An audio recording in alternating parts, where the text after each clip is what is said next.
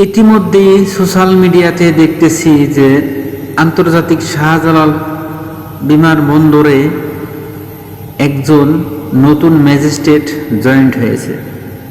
তার যে সিস্টেমগুলো এবং তার যে সুন্দর কার্যকলাপগুলো দেখে খুবই ভালো লাগতেছে।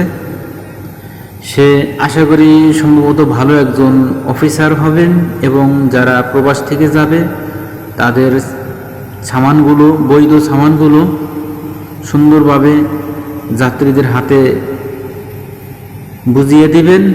এবং যেহেতু আর কখনো যেহেতু এই লাগেজ ব্যাগগুলো কাটানো হয়, তার জন্য একটি বডি ক্যামেরা এই যারা এই কর্মরত লোক তাদের বডিতে লাগিয়ে দিয়েছে এবং ফিট করে দিয়েছে। যদি তারা কখনো এরকম খারাপ কাজকর্ম করে তখন এই ক্যামেরার মাধ্যমে সে দেখতে পারবো।